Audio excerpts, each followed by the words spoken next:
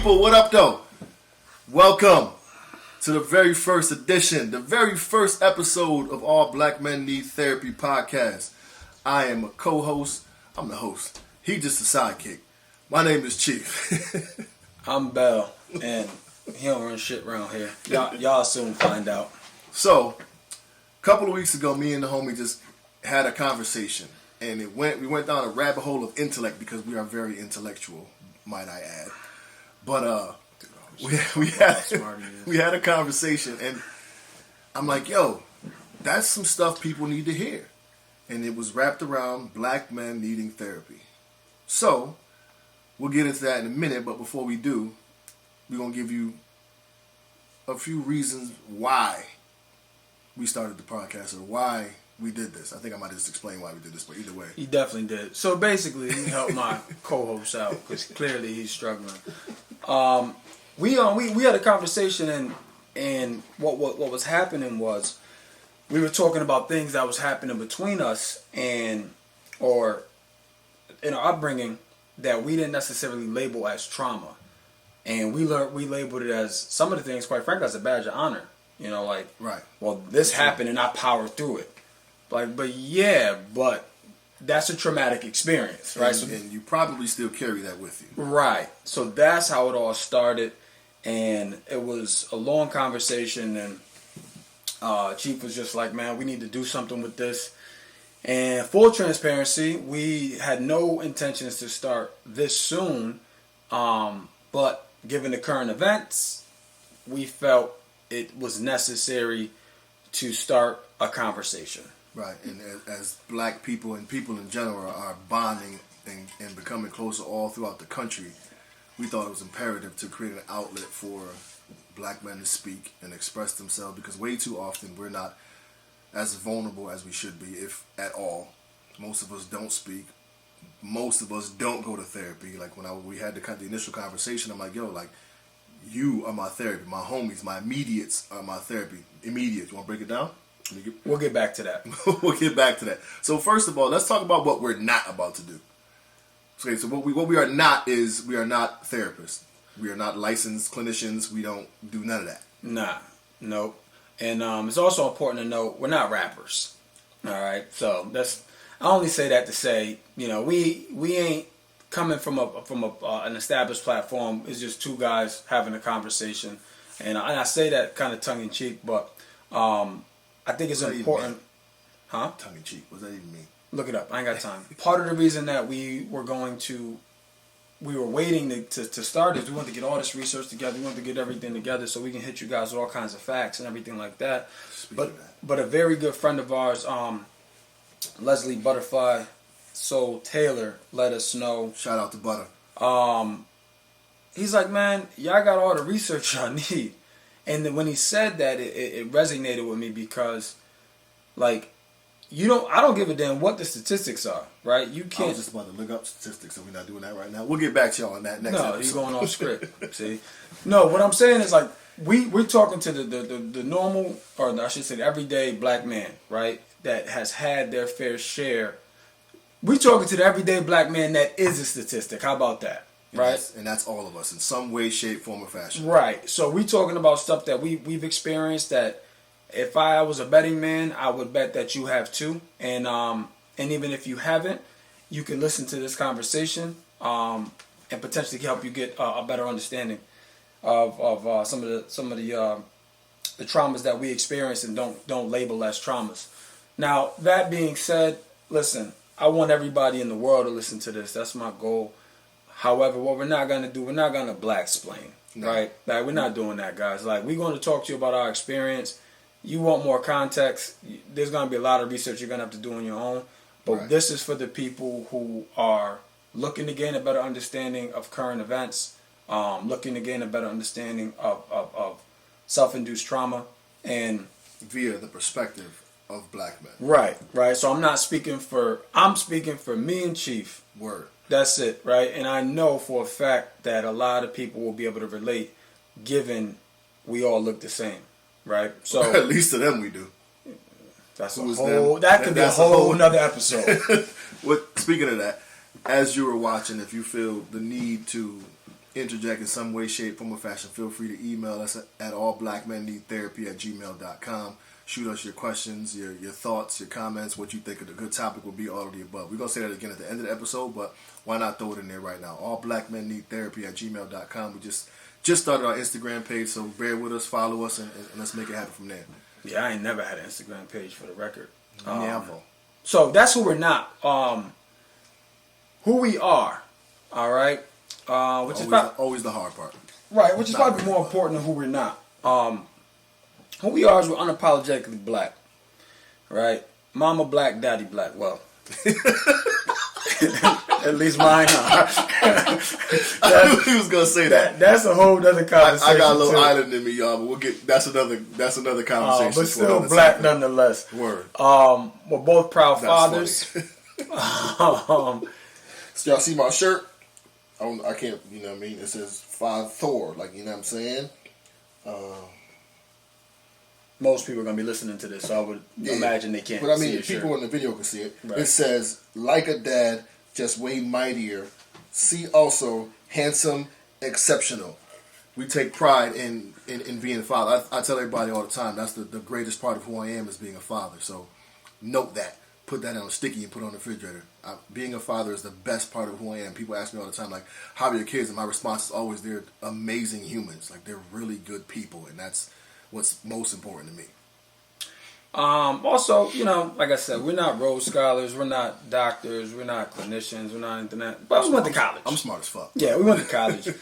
He's probably a little smarter than he gives himself credit for. Or, excuse me, I take that back. See, he said it right. Don't let him take it away now. He's not as smart as he gives himself credit for, is what I meant to say. That's not true at all. Wild intelligent. But yeah, we went to college. We were fortunate to both go to college on for athletic scholarships, and because we had no money, right? Damn, Which that's a whole nother episode. But yeah, we both started our careers in the school system. And Chief is still in the school system. I'll let him tell you what he does. But we both started in the school system, coaching the youth, impacting the youth, and I loved it. Still my favorite job to this day. But I took another path, and I am now in corporate America. And I call it corporate sales is what I do.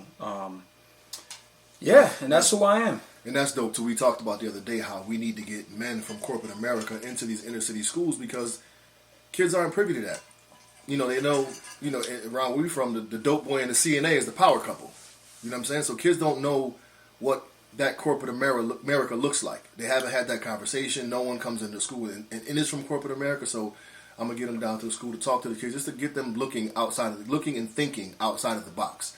I've been the dean of students at a high school for 16 of them things now, so old AF. It's an extreme passion of mine, just building with kids. I'm with y'all badass kids all day long, but I love what I do. I love the impact I'm able to have. I've been out of work for 3 months now, well 2 months now with the COVID. Yeah, he had COVID, y'all. I probably did. I wouldn't know. I ain't been sick in 20 years. Word up. But shout out to everybody, and a special prayer to everybody who's having to deal with that and go through that, because we know it's not easy. I just lost an aunt 2 days ago actually, and she had the COVID, and it's tough on the family. We going through it right now, so prayers and shout outs to everyone going through it. Definitely. Now, so the $1 million question, we made a bold statement, right? Not only did we make a statement, we decided to title our show with this statement, so we doubled down. $1 million question: why do all black men need therapy? Right? We unfortunately don't have enough time to give you all of that right now. But what we're going to do, the way we're going to frame the show up, guys, is we're going to break it down topic by topic, right? And if you have encountered a black man, are a black man, you know that there is no shortage of topics, right? For sure. No shortage of topics. So, also let me address the interesting dynamic that we have. So, Chief doesn't go to therapy, right? Even though he's part of a show that says all black men need therapy. As previously stated, my therapy comes from my immediates, the homies. Like, we have a tight immediate. So people have friends, people have associates, and then you have your immediate partners, your homies. These dudes are like blood to me, and I trust them with my life. I trust them with the life of my kids.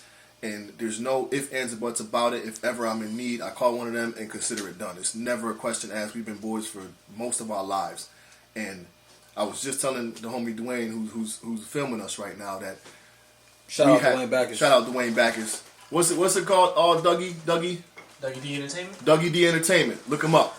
But I was just telling him how we've been friends for ever and got into one serious, like, legit argument, and it was over a game of basketball. We was in the gym hooping and was ready to fight one time in like 20 plus years.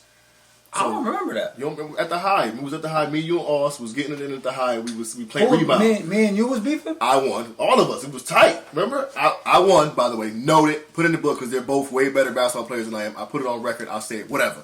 Anyways, I won the game of rebound. You know what time I think about? What's that? When I was ready to go upside your head. That's different. You was probably mad at me, but I didn't give a damn. Right. No, right. When we was coaching the Red and Gold scrimmage game. Oh, yeah. I remember that. I was tight. I was ready to end all this shit. So we were coaches at the high school, and we had to draft players and pick teams for the spring game. And I think I won, by the way, for the record. I think you did, man. Again. You know I think you did what you'd explain why I was win. Could you cut that into the thing right there? Right after. All we do is win, no matter what. I'm going to put hands and feet on you. In the middle of the field. Long story short, it's a lot of the relationship has a lot of longevity and no tension, no trauma. My boys, my immediates will tell me like it is. They'll keep it real, despite how I'm feeling. I've gone through some adversity in my life, and they have been the cornerstone of pulling me through that. And I love them with everything that I got. So this is a genuine friendship. This isn't just two guys who thought it'd be cool to create a podcast. Like we get down like 4 flats on a Cadillac. You know what I'm saying? Yeah, that's a fact. And So what I was saying is he doesn't go to therapy. He utilizes his immediates as the therapeutic refuge he seeks. And I personally do go to therapy. I've been going to therapy now for some years. I'm actually looking to tap into a different part, so I'm going to be seeking out a different therapist. But I can't even take credit for it. My wife is the one who suggested it, and that's how it all started. But so there's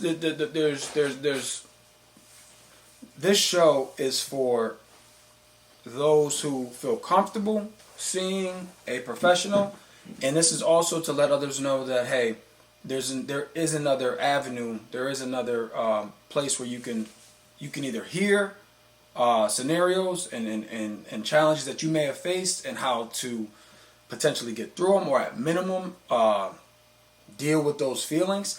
Because that's a whole nother ball of wax. But the other challenge is, too, guys, is the reason for therapy in any form is a release, right? Because if you're not, we know, how it all works, right? Two pressure bust pipes, we've all heard that saying. And that's the challenge. It's like we wear a lot on our shoulders, and unfortunately / fortunately, we're typically the ones to bear all the trauma.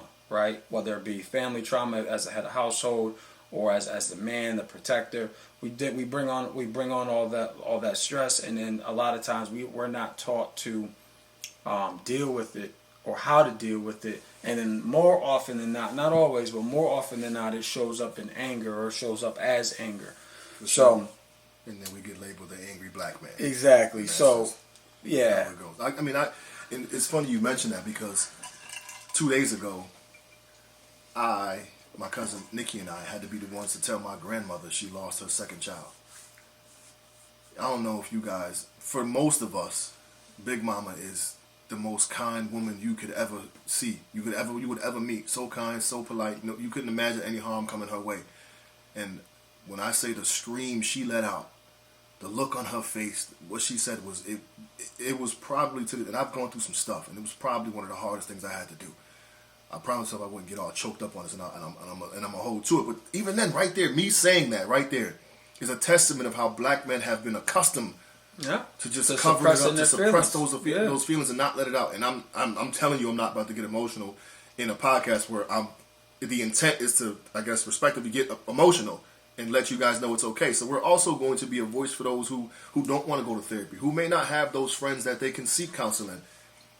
We're going to try to touch on topics and harp on things that may relate to you. And again, a big thing about what I do outside of my daily profession, I'm a professional spoken word artist. I guess I don't know when you become a professional, but I've gone overseas. I was just about to tackle that one. I'm professional. I've been on TV. I've been flown overseas to perform and whatnot. So it's a professional. Nevertheless, I'm a poet. Poet laureate. So I'm also the poet laureate of the city of New Britain, Connecticut. Yes, 2 years or 4 years now, 4 consecutive years now, back to back. You gotta get elected for that. How that elected work? back to back. You want me to run your campaign next time around? Nah, I'm good. I didn't need you the first 2 times. That's why I'm asking now. You're not picking up what I'm putting down. Nevertheless, I do a lot of writing on current events and so on and so forth. But writing has been a way for me to get some therapy out, to get some things in. But poetry has been something that's really been beneficial in who I am and how I operate and how I function and how I release. So another way, to get things out. So I'm probably going to end up writing something regarding this most recent event with the COVID in my eye. Yeah, and at the end of the day, guys, whether it's us, whether it's a therapist, whether it's your immediates, whether it's going for a job, all the premise of this show is to find that release, right? And if we can be a release for one person, then this show is a wild success in my view. But to tackle this even further, like why all black men need therapy. I don't know if y'all have ever watched that show, Black AF on Netflix, with Kenya Barris. He's the shout out to Kenya. Yeah, that dude is amazing. But he is the former executive producer for Top Model. He also wrote Blackish, Mixedish, and there's one more, Grownish. Yep. And Black AF is a depiction of his life, his family. Right? He has a gang of kids. It's either 5 or 6 or something like that. Anyway, I personally like the show. I know it's gotten a lot of mixed reviews. Did you watch it yet? I have. Okay. Yeah, I personally like the show. Anyway, in every episode when you watch it, like the first episode, it gives like a synopsis of like the premise of the show, and it's like because of slavery. And then every episode thereafter, it weaves in somehow how this all relates back to slavery.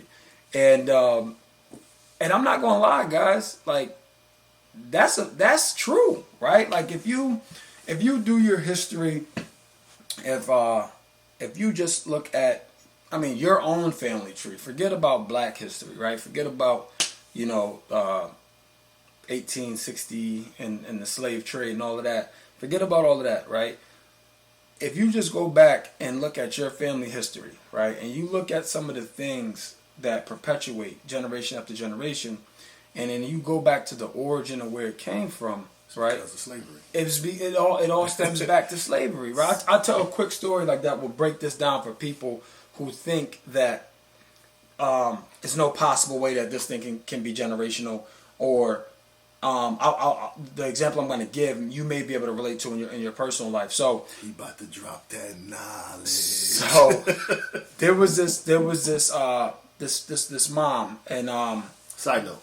Shout out to all the fellas dealing with the corona beards and hairdo. My man's over here struggling. He normally clean cut with this scruffy beard. Anyways, the moms. Go ahead. That's low key why I didn't want to film this. But anyway, so it's a mother, and every Thanksgiving dinner, she makes a turkey. So she makes the turkey, all the size, all the fixings, everything like that. Kids love the turkey. So after a couple of years, the kids are like, "Mom, why do you always cut the wings off of the turkey before you cook it?" And she's like, "Well, that's how Grandma made it. So that's how I cook my turkeys." And he's like, "Okay, but why did Grandma cut the wings off of the turkey?" And she's like, "I don't know. I just always did it like that." So she calls her mom one day, and she's like, "Mom, why'd you always cut the wings off the turkey for Thanksgiving dinner?" And she says, "Oh, that's because the turkey I always got never fit inside the pan. So I had to cut the wings off." So meanwhile, this mom is cutting the wings off for no apparent reason, because the pan she had was big enough, but she was doing it because that's what she was taught, right? There wasn't any definition as to why, like, hey, here's explicitly why I'm cutting these wings off. It was a learned behavior, right? So that's what I'm saying. There's a lot of things that happen in our lives that we don't identify as some of these ill learned behaviors. We, more often than not, because we're dope as fuck, just in case y'all wasn't sure, we turn these into success, or we turn these into milestones, or we turn these into adversity that we had to overcome, which then propels us into to the next thing.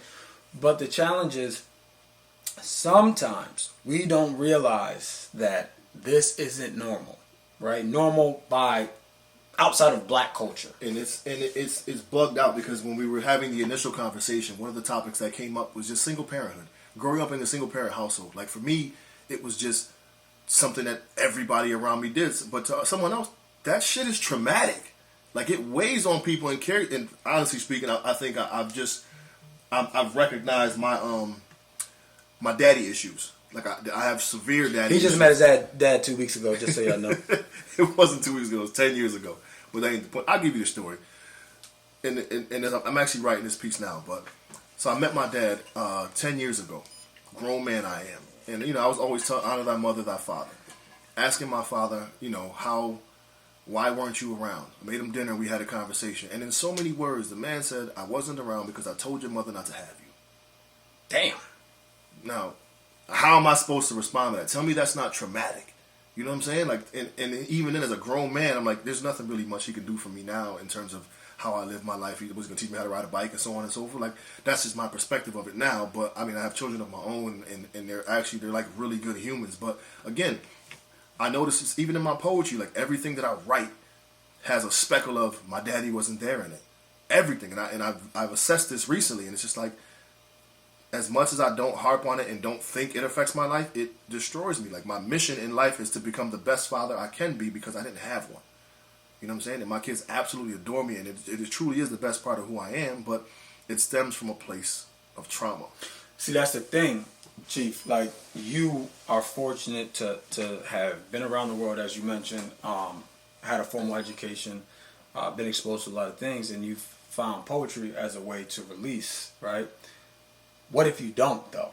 Right? Like, what if you don't have that release? And then what if, as you get older, now it's starting to show up in other things, but you don't have a way to, one, recognize it, right? Like, understanding that this is a challenge, right?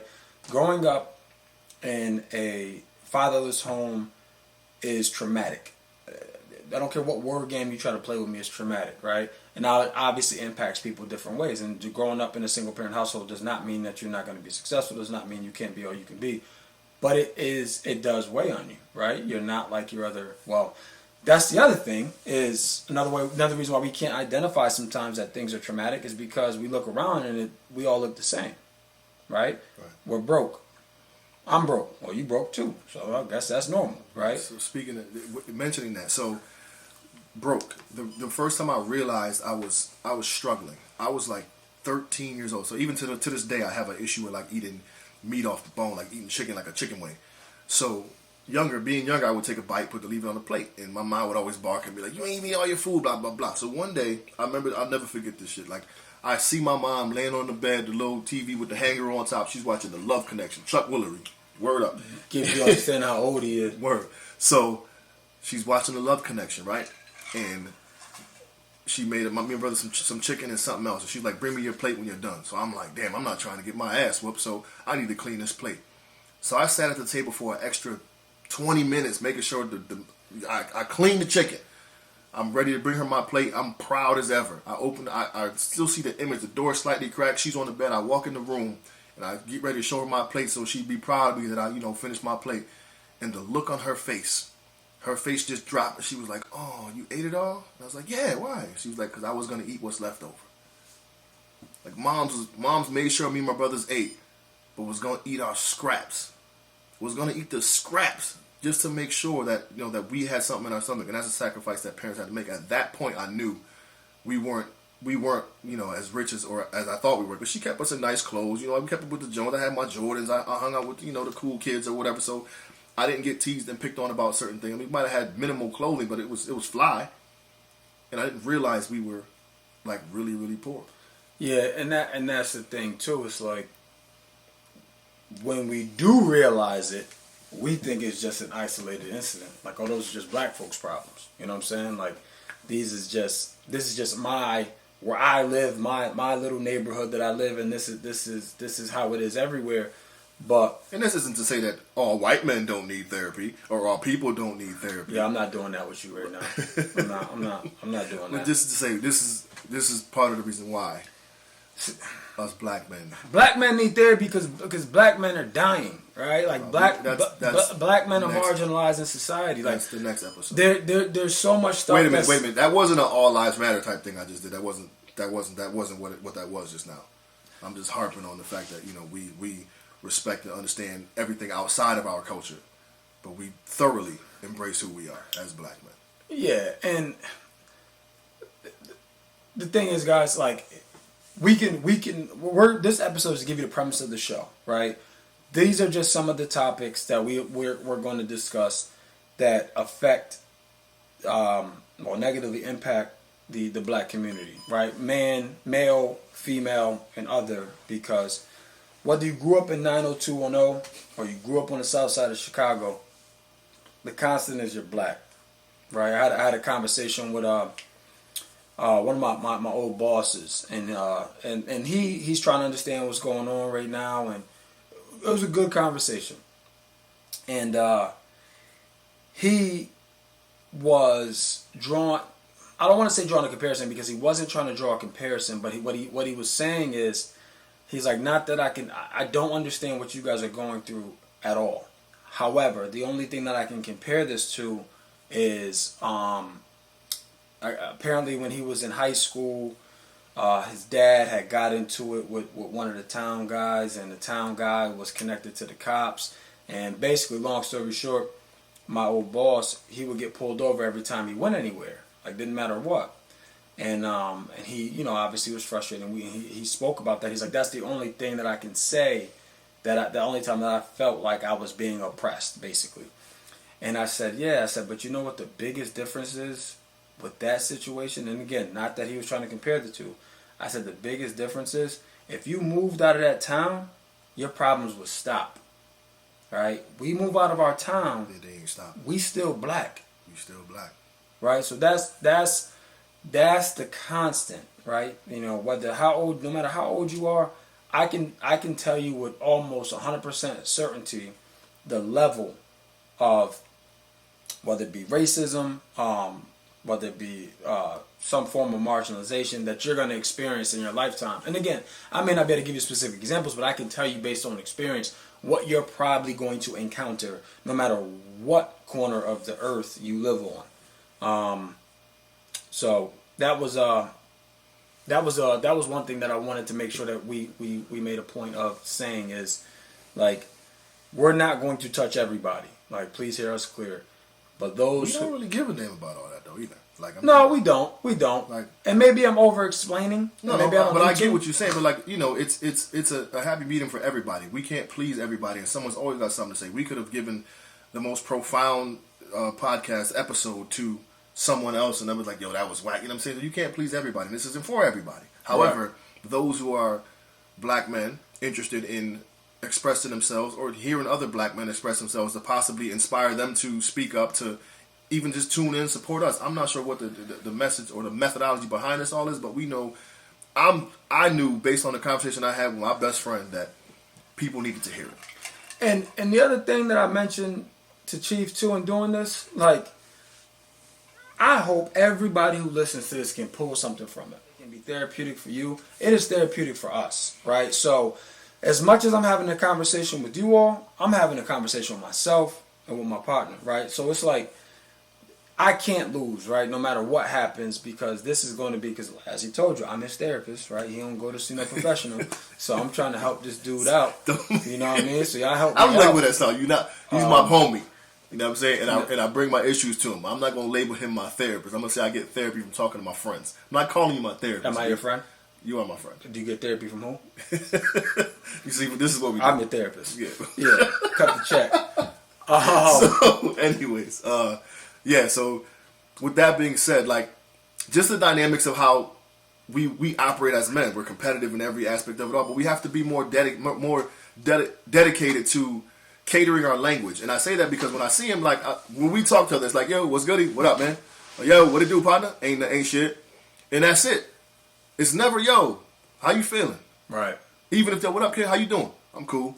That's always the response. It's never the language is just different. And as black men, I think we should take the opportunity to choose specific language that can get a desired response to perhaps open the door for, I don't want to say emotional or vulnerable conversation. I guess I could use that Why term. wouldn't you want to say it though? No, it's true. That's I was getting ready to say message.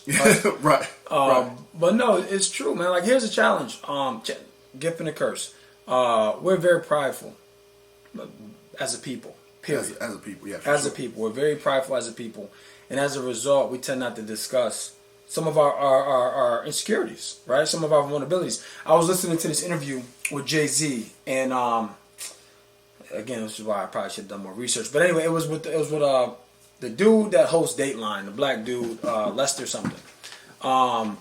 And man, he was talking. Well, you know, one, Jay-Z don't do interviews, but he was talking, and he said, "Man, black," and I'm paraphrasing, but he was like, "Black men we are so prideful that our little insecurities that we harbor or that we experience, we protect them with our life because we don't want to be exposed, right?"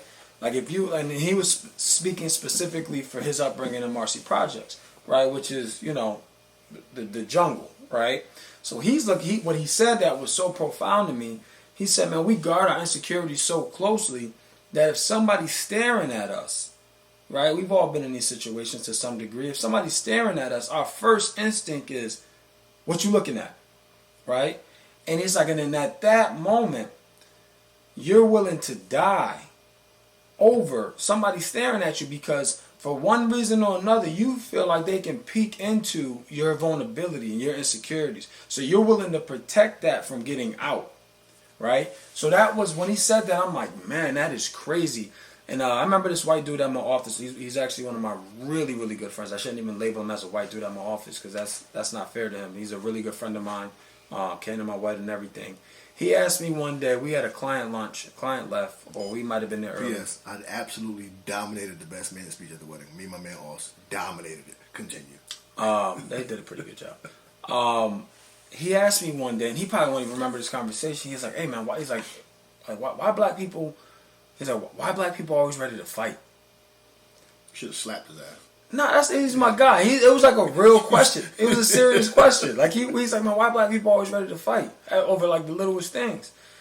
And I'm like, damn, like he's right. Like I was about to whoop your ass a number of times. So I'm like, man, we always ready to fight. And when I told him, I was like, we're just prideful, man. And then and Nipsey, God rest the dead, he said in one of his interludes, we have to adjust how we handle and respond to disrespect, right? Sure. But I think again, like if you go back, like this is learned behavior, right? When you keep your, I'm not going to use that reference. When you keep your thumb on somebody for so long, you build up this armor, right? And you're not gonna let nobody do it if you have control, since it's been done outside of your control for so long rather. So the minute that you got an opportunity to handle it or to control it, and this is my opinion, right? I'll speak for myself. I've been in my fair share of fights, and I know a lot of it stemmed from you're trying me, you're trying to disrespect me, you trying to make me look bad, you're trying to paint me in a picture that I'm not. So I got to prove to you how I'm going to do it. But like I said, right, and we said at the opening, one of the premises of the premise of the show is if you don't deal with some of this trauma, it will deal with you. And that's crazy you mentioned that, because we recently started a chat with a bunch of my college teammates. It's like 50 of us in there, and we got a separate group with just the homies or whatever. And I didn't realize the separate group with the homies is the black people on the team. That's why I didn't realize that back in college, I had like the angry man stereotype. Like I was the dude. Like me too. Dude, that's still crazy. to this day, I'm like, yo, was I really that? Like I had a legit conversation with the guys in the chat. Like, yo, was I really that angry? Because I believe I'm like completely reformed now, in a sense where when that dude is staring at me, I know how to say, yo, what's up? Everything good? Like, you know, in a manner where it invites conversation rather than confrontation. You know what I'm saying? So it was surprising to me that the fellas viewed me, and these are my guys. I expect them to be honest with me, and they viewed me as like the angry dude. And I'm sitting back like, was I really like that bad? Like when something happened in the chat, you know, they said something. Watch Chief, watch how he responds. I'm like, nah, I'm not doing that anymore. I guess I didn't realize that I was the angry dude. I just I didn't know. So if we don't know, then how can we address these traumas?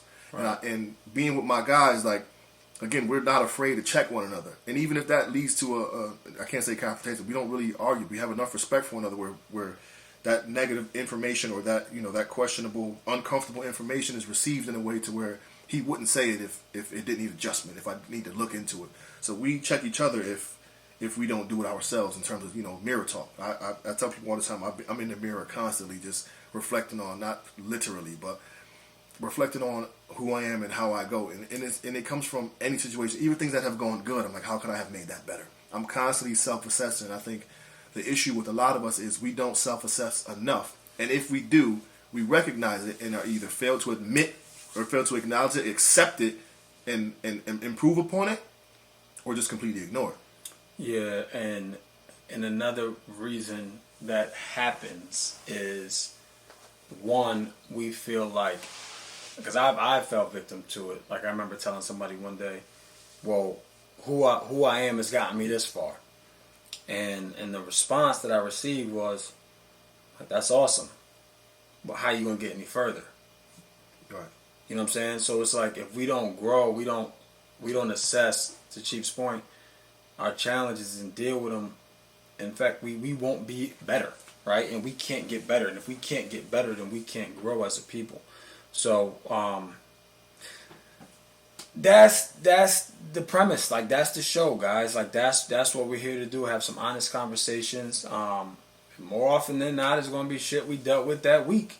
Right? Or stuff that's happening, current events and things like that. But I think, and another sidebar is like, this is my contribution, right? I'm not an activist. Like that's not what I do. Like I'll fund some stuff, but I'm not going to be out there marching. It's just not my personality. Like I love it. I love seeing the protests. I love doing all of that stuff, but it's not my personality, right? But this is more my speed, right? Sitting down, talking, having some honest conversations. I've been able to come out of my environment and do some great things, and I'm by no means am I done yet, but I feel what I've experienced, what I've gone through, and what Chief, and same for Chief, somebody will be able to benefit from that information. So, you know, somebody told me a long time ago, like, why are you hoarding information, right? Like, and a lot of times, which this will be a whole another episode, a lot of times we suppress our greatness. Right, and that's because of slavery. But again, that's a whole other episode. We had that conversation just the other day too. How we tend to suppress our. I don't know if you've noticed it, but we didn't give you very much on our backgrounds per se and the things we've accomplished. Like we've done some pretty cool shit. Like we've been, both of us, conveniently and ironically enough, recognized as 2 of the top 100 most influential black men in New England. I got to get, you know what I mean, suit and tied up with my homie, the bow tie. We looked sharp as ever and got awarded in the ceremony, you know what I'm saying? And that was a beautiful thing. And it's just, we tend to suppress our accomplishment. I'm saying that because I'm bragging on my guy right now, not necessarily myself, but like he was acknowledged at the same time as I was. And we don't, I don't think, I mean, like outside of the people who knew in that moment, your wife and your moms, you know what I'm saying? Oh, I'm going to get my phone. I'm going to read you. I'm going to find it. Talk. I'm going to find it. Go ahead. Anyway, what he's saying is we suppress our greatness a lot, and I can unpack that in another episode. Like I'll unpack it for myself because that is a real thing, guys. Like that is a real thing, and I know once I started, in my opinion, right? Like it's all relative, so hear me clear. But once I started doing some things that I deemed as, you know, pretty positive and pushing the envelope forward and getting my family out of or putting my family in a better situation. I didn't like talking about it. You know, I didn't want people to necessarily know, and I just wanted to just keep moving. And again, that is and again, for me, that's formed from a place of trauma, right? And I'll unpack that trauma, but that's what we're going to be talking about on the show. All these nuances, all these things that we do that we think that it's just how we are. But I need everybody to understand is like we didn't show up like this, right? We were made into this based on you a little background where we come from. So again, the night we're preparing to go to the show, his mom sends him a text. I saved it, Jay. I don't know if you remember it. Nah, that's this funny. says, "I'm so sorry that we couldn't be there tonight for this wonderful event honoring you. I would have never thought that the little 8-year-old nigga that was stealing bicycles would have accomplished so much. But seriously, we're extremely proud of you and love you very much." Like, but that's the type of life we had. We have that storied past of all the stuff that the stereotypical inner city kids have: the poor, the bus, the city bus, the boys and girls club, the whole 9 yards, man. Right. To have gotten to a place where we are now. Again, this is for this.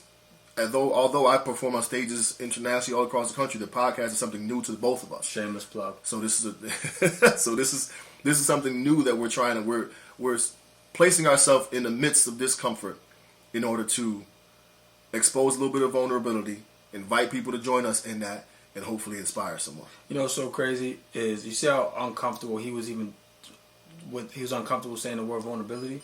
Like being vulnerable, right? We have trouble even saying the word vulnerability. Right, he used 2 adjectives to describe vulnerability, and then said, "Damn, I can't use it anymore. I gotta say vulnerability." Right, like, and I'm sure he didn't even realize he was doing that. But that's my point, guys. Like, it's like you know what? Bottom line, right? We want you to join us on our journey as we unpack our shit, right, in front of I hope the world, but at least 6 of y'all listening. At least 7. With the hope to convey the genuine love that we have for one another and encourage you to do the same, right? I mean, like the old saying, each one teach one. So each one teach one. I've had some things I've gotten through, and I'll share with you some of the best practices. I'll share with you how I've identified it, and trust me and believe me, these will not be the last things I experience. This will not be the last bit of trauma I unpack. There's going to be a whole bunch of shit that I'm unpacking in front of you all, and that's another thing. It's like we didn't reconcile some of these feelings alone yet, and we doing it in front of y'all. And again, it's just the next level of vulnerability that we telling you that you can get to, and we're hoping to inspire some of you to do the same and come on this journey. Be prepared for some snot bubbles or whatever, man. I can't remember, it was a podcast or was something I was watching the other day, and it said men are more likely to cry on camera than women because we don't have these type of outlets. So when we get asked so difficult questions, we haven't have a chance to process through it, and we put it all out right there. But most women have had those therapy circles or whatever, and they've gotten that stuff out. But because we haven't done so, when we're forced to look at ourselves and look at the reality we've been through and answer these difficult questions, it can be overwhelmingly emotional. I am certain from who I am, just with me being in tune with who I am and connected to my emotions, at some point I'm probably gonna shed a tear, just because that's just how I operate. He'll try to play tough and not do it. First of all, I'm a thug. First and foremost, let's get that out the way. No seriousness. Chief's definitely emotional. He's by far more in tune with his emotions than any of our immediates, and I'm shout out to Austin Ty. Yeah, definitely shout out to Austin Ty. I'm probably less in tune with my emotions, and for good reason. It's like, y'all don't want to see me cry on here. If I cry on here, I'm going to have to walk off the set. Chief going to finish the show by itself. Because once I start crying, I can't stop. And that's probably because I don't cry enough. And again, that could be a whole episode in and of itself. Right. Why we ain't crying more. Right. But, because that's one of the cons of black men or of going to therapy. We look at it as soft and exposed. And I'm light skinned, y'all. Y'all can't see me, but that's I've been being tried my whole life. So that's a whole nother conversation too. But he's not a small man either. You know what I'm saying? Like, they still try him because he light skinned. Then I gotta show him. But anyway, I don't see him knock a few. Listen. Listen. I mean, that's the thing. As intellectual as we are, and as intelligent as these degrees and whatever awards and accolades we've received, like, please, like, don't They don't try it. Like that is they Stop. You're gonna go into another episode. let's stop. We already gave the bottom line. Look, we appreciate you guys joining us on our first show. This is the first of many more shows to come. I'm excited. I'm looking forward to it. We're in my basement right now, thugging it out. We're gonna be up on all platforms. We recording it now. We might even throw it up on YouTube if you guys to see us and listen to it that way. Please feel free to comment on the video. Throw some what's it called? Reviews up under the joint. Hit us up. allblackmenneedtherapy@gmail.com. We're on Instagram at allblackmenneedtherapy. We're gonna post some stuff up now, and hope that you guys tune in. Tell a friend to tell a friend, man. Let us know what you want us to talk about, what you thought of the show, what we need. I know we're going to provide more statistics next time and give you some facts and so on and so forth, but we wanted to open the door for what we're going to talk about and hope that you guys will tune in and see what's going on. I believe we decided on PTSD for the next one. Yes. Next topic, or episode 2 is PTSD, post-traumatic stress disorder. Ain't neither one of us been in the war. Yeah, that's a whole other conversation. In Iraq, at least, or in military uniform. So right. That's a whole other thing that we carry, PTSD, and may not even realize it. And so do you, whether you realize it or not. Right. So with that being said, allblackmenneedtherapy@gmail. Send us your thoughts. Hug a black man today and tomorrow. We out. Later. Oh, my.